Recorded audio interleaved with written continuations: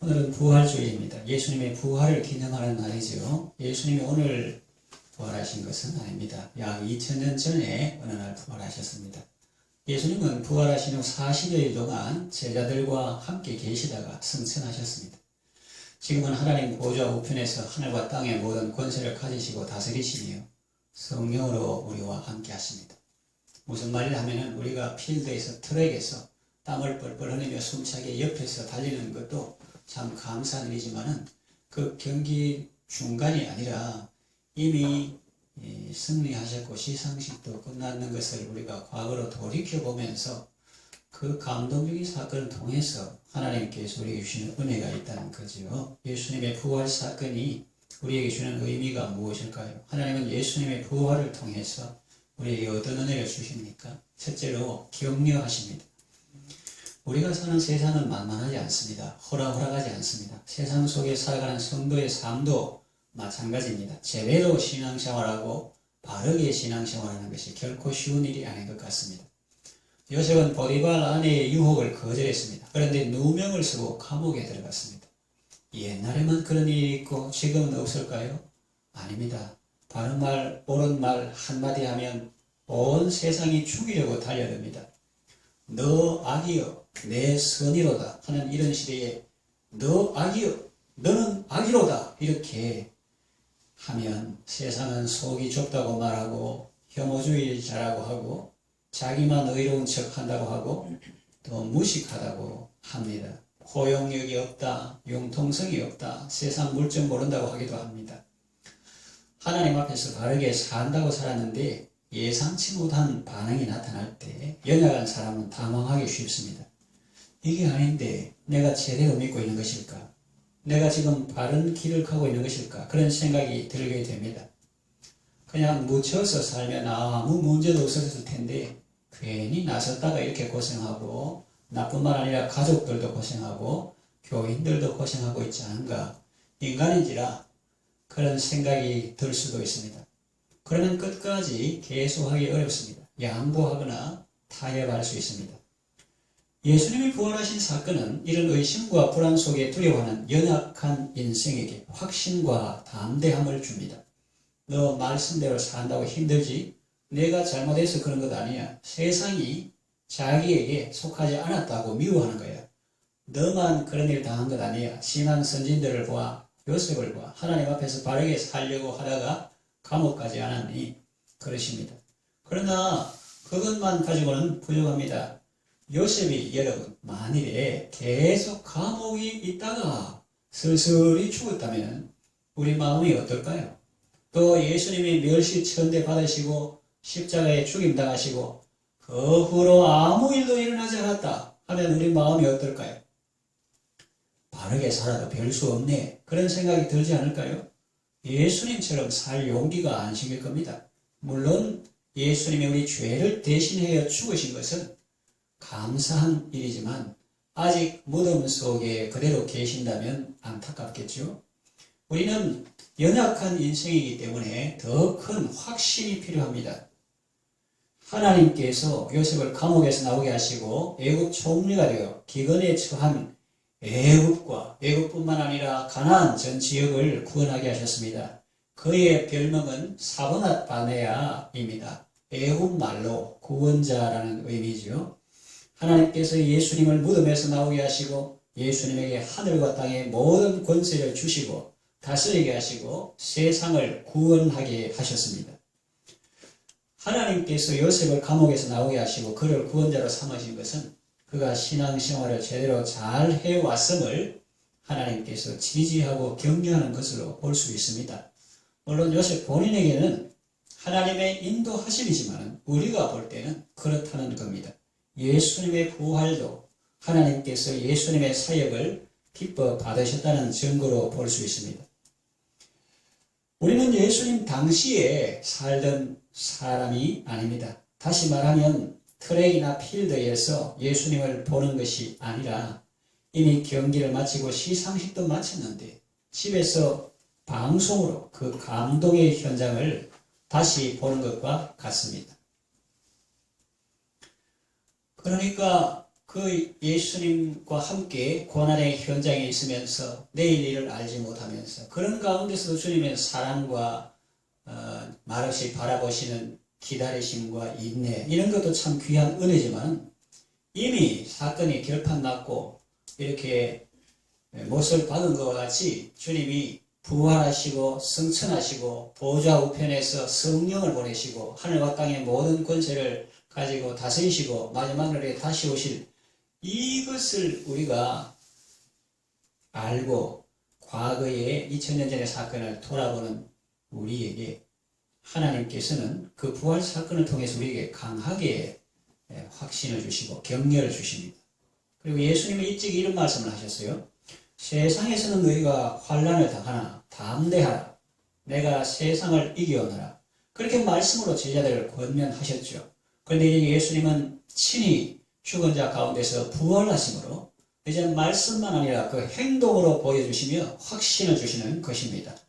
요셉도 고난에 있었지만 결국 승리했고 예수님도 고난을 받으시고 죽기까지 하셨지만 결국 부활하셨다는 사실은 우리가 어떻게 사는 것이 잘 사는 것인지 확신을 주기에 충분합니다. 우리 찬송과 가사와 같이 진리의 험한 고개 사우며 넘어가는 성도의 발걸음에 구세님 주시도다. 우리가 겸손하지 못하고 우리가 부주의해서 고난당하는 경우라면 자신을 돌아보고 회개해야겠죠. 그러나 그런 경우가 아닌데도 고난당하고 있다면 그것은 귀한 것입니다. 예수님은 산상보훈에서 이런 말씀을 하셨습니다.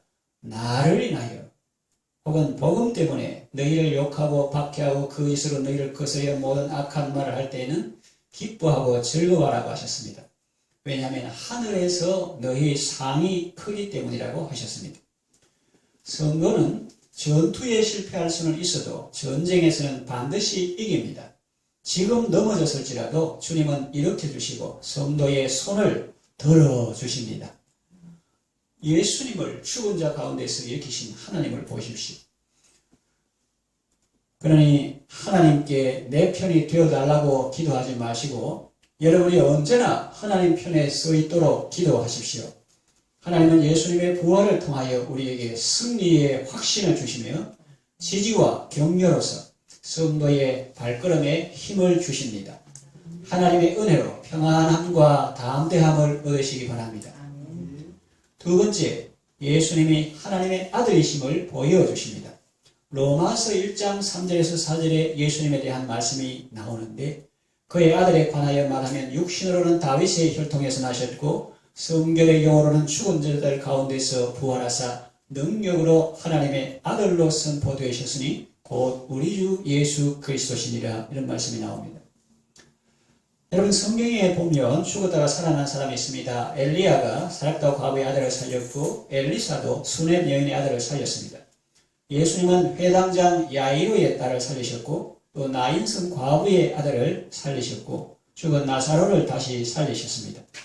예수님의 제자 베드로도 다비다를 다시 살렸고 바울도 유두고라는 청년을 다시 살렸습니다. 죽은 자를 살리는 것은 사람이 할 수 있는 일이 아닙니다. 하나님의 능력입니다. 하나님께서 죽은 자를 다시 살리실 때 엘리야 같은 선지자나 사도 바울 같은 분들을 통해서 역사하신 것입니다. 이런 사건들과 예수님의 부활은 어떻게 다릅니까? 전자는 자기들 힘으로 살아난 것이 아니고 하나님의 능력으로 살아난 것입니다. 또 예수님이 살리신 것입니다. 그런데 예수님의 경우는 어떻습니까? 누구에 의해서 살림받은 것이 아닙니다. 스스로 살아나신 것입니다. 물론 하나님께서 살리셨다는 표현도 나옵니다만 예수님이 스스로 부활하셨다는 표현도 있습니다. C.S. 루이스의 이야기에 나오는 사자 아슬란이 부활하는 장면을 생각하면 이해하는 데 도움이 됩니다. 과학적으로 이해하려면 어렵겠지만 성령께서 깨달음을 주시면 믿음으로 알 수 있습니다. 사람들은 뭐 알아야 믿지 이라는데 히브리서에 보면 어떻게 되어 있습니까? 믿음으로 모든 세계가 하나님의 말씀으로 지어진 줄 우리가 아나니 순간을 이렇게 관로로 수식어로 이렇게 잠시 제거하면 믿음으로 아나니 이렇게 된 거예요. 그래서 우리는 믿음으로 모든 것을 알게 되는 것입니다. 우리 주 예수 그리스도는 참 사람이시며 또 하나님이십니다. 하나님은 예수님의 부활 사건을 통해서 우리에게 하나님의 능력을 보여주시며 나아가 그 예수님이 바로 하나님이심을 우리에게 보여주십니다. 또한 부활하신 예수님을 직접 보고 나의 주시며 나의 하나님이십니다. 그렇게 고백했습니다. 여러분도 하나님의 은혜로 예수님을 나의 주로 나의 하나님으로 모시고 승리하는 삶을 살아가시기를 바랍니다.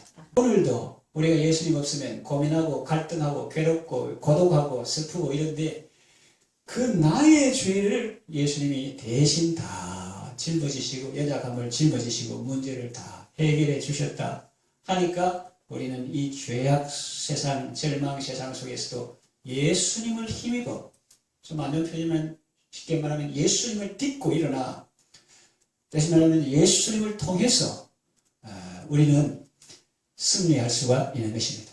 고린도전서에 우리 주 예수 그리스도로 말미암아 우리에게 이김을 주시는 하나님께 감사하노라 했기 때문에 예수님을 통해서 우리에게 이김을 주기 때문에 그 예수님이 나의 주시며 나의 하나님이십니다. 내 죄 때문에 돌아가시고 내 문제를 해결해 주셨습니다. 이래야 예수님하고 친하지.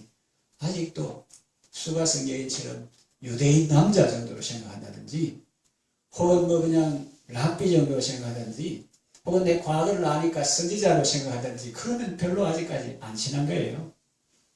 그런데 바로 나의 주시며 나의 하나님 오실 그분이 바로 이분이다.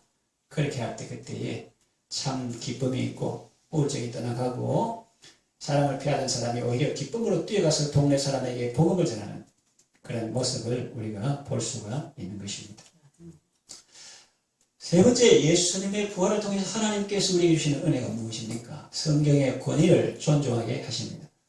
예수님의 죽음과 부활은 하루아침에 우연히 일어난 일이 아닙니다. 그것은 일찍이 선지자들을 통하여 예언된 것이요 예수님을 통해서 성취된 것입니다. 한 예로 이사야는 이 사건이 일어나기 전 800년 전에 이렇게 이미 예언했습니다. 이사야 53장 7절에 그가 곤욕을 당하여 괴로울 때에도 그의 입을 열지 아니하였으며 마치 도수장으로 끌려가는 어린 양과 털 감는 자 앞에 잠잠한 양같이 그의 입을 열지 아니하였도다 했는데 이것은 예수님의 침묵을 예언한 것입니다. 그리고 53장 9절에 보면 그는 강포를 행하지 아니하였고 그의 입에 거짓이 없었으나 그의 무덤이 악인들과 함께 있었으며 그가 죽은 후에 부자와 함께 있었도다. 악한 일을 행하지 아니하였지만 악인들 가운데 매달려 취급을 받았고 악인처럼 매장될 예정이었는데 부자의 묘실에 묻혔다 이런 뜻입니다. 그래서 아리마대 요셉의 쇠무덤에 묻힐 것도 미리 내다본 것이죠. 그리고 다윗도 메시아에 대해서 이렇게 예언했습니다. 사도행전 2장에 보면 오순절날 베드로의 설교 속에 그 내용이 나옵니다. 30에서 32절 보면 그는 선지자라. 이 누구냐면 다윗을 말합니다.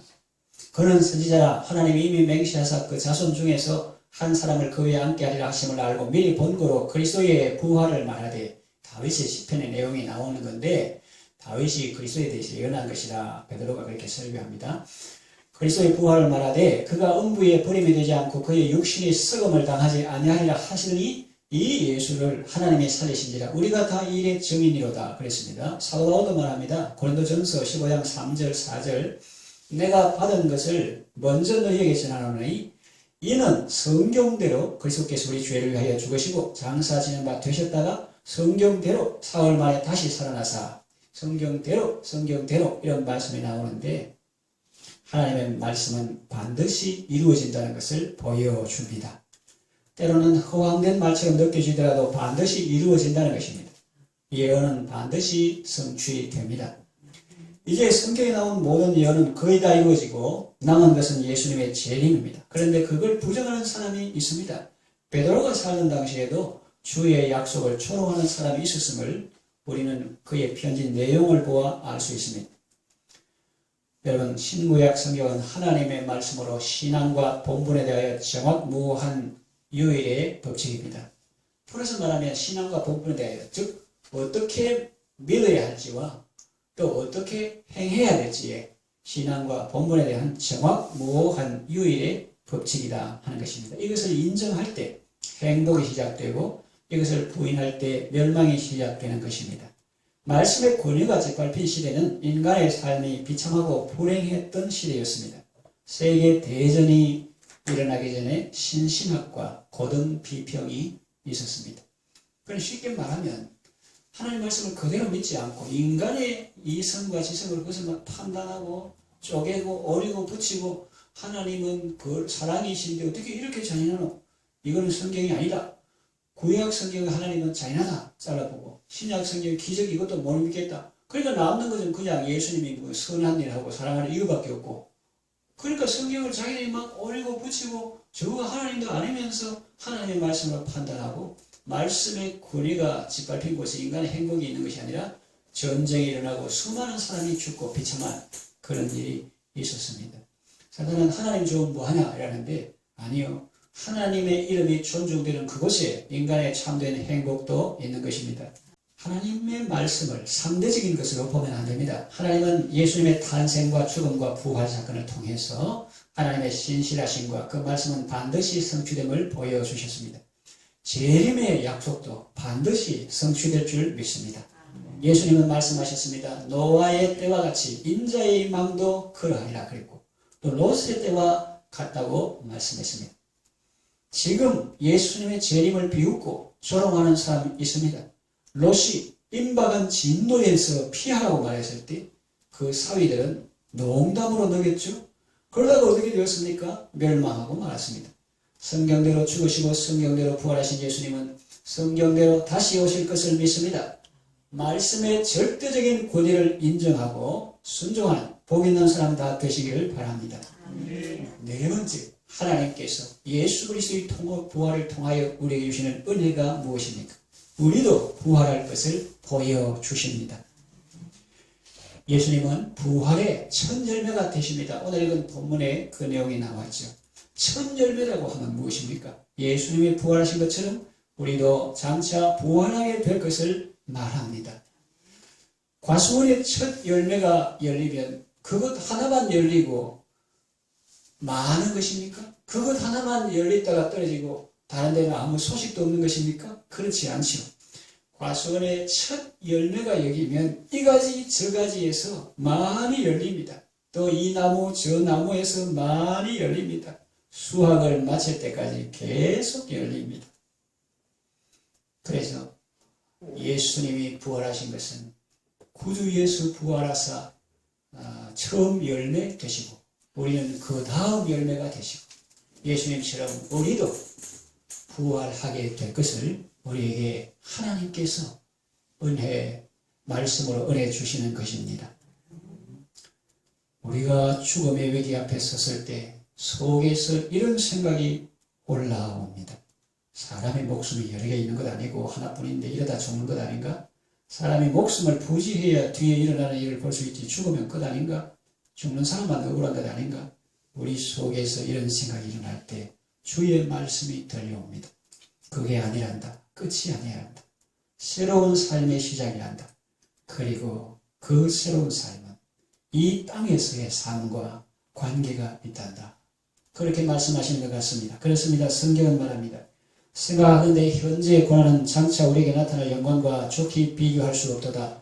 우리의 잠시 받는 환난에 경한 것이 가벼운 것이 크고 영원한 영광에 중한 것을 이루게 한다고 말씀하십니다. 사도 바울은 어떤 사람의 질문에 답하는 형식으로 우리에게 부활의 비밀을 알려줍니다. 부활장이라고 하는 고린도전서 15장에 나오는 내용인데요. 누가 말하기를 죽은 자가 어떻게 다시 살며 어떠한 모양으로 오르냐 하리니. 믿는 사람에게는 좀 유치한 질문이지만 안 믿는 사람에게는 그럴 수 있다는 생각이 됩니다. 죽으면 끝이지 사람이. 죽은 사람이 어떻게 다시 살며? 이게 첫째 질문이고 그러면 산다는 어떠한 모양으로 오느냐 하리니 이 질문에 대답하는 형식으로 사도 바울이 부활의 비밀을 말하는데 첫째 질문에 대해서는 오히려 역설적으로 죽어야 산다고 말합니다. 세상 것도 봐라. 죽어야 사느니라. 그러니까 죽은 자가 어떻게 다시 살아? 그런 말 하지 마라. 죽어야 산다. 이렇게 말하고 두 번째 그러면 다시 사는데 어떠한 모습으로 오느냐 여기에 대해서 말하기를 지금은 형체를 심는 것이 아니고 알갱이만 심는데 하나님께서 각자에게 맞는 형체를 주신다 그랬어요. 그래서 우리는 작년에 살아봤고 그 작년에 살았었고 또 TV에 이렇게 감자가 어떻게 생긴지 고구마가 어떻게 생긴지 그걸 아니까 그래 나올 것이라는데 처음 심어보는 사람은 모를 거란 말이에요.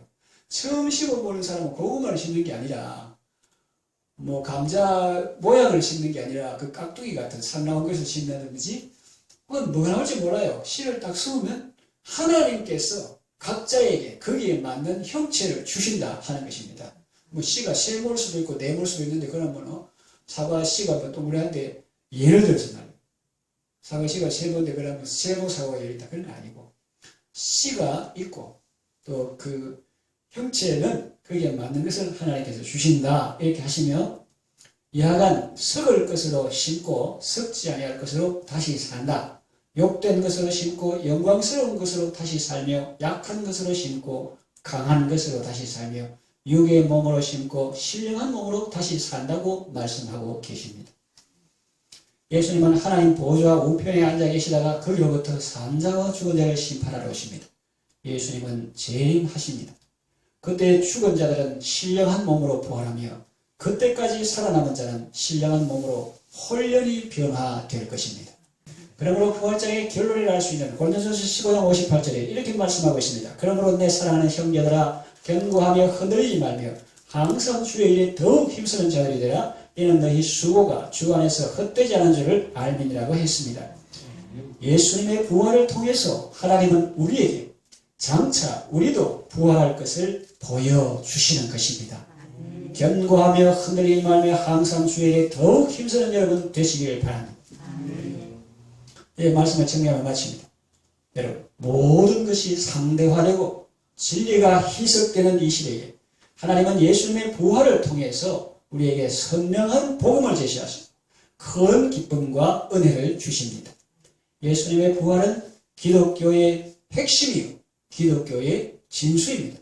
여러분 제가 뽑을 때 뭐라고 했어요? 예수의 부활을 전할 사람을 뽑아야 하거늘 이렇게 하잖아요. 또 사도 바울이 말한 바와 같이 만일 부활이 없다면 우리는 믿음도 헛되고 전파하는 것도 헛되고 열심도 헛되고 우리는 세상에서 가장 불쌍한 자가 될 것이다 이렇게 말합니다. 무슨 말입니까? 돌려 말하면 그러나 부활이 있기 때문에 우리의 수고는 주 안에서 결코 헛되지 않다는 것입니다. 예수님의 재림과 우리의 부활에 대한 소망을 가지고 감사와 기쁨으로 살아가시기를 바랍니다.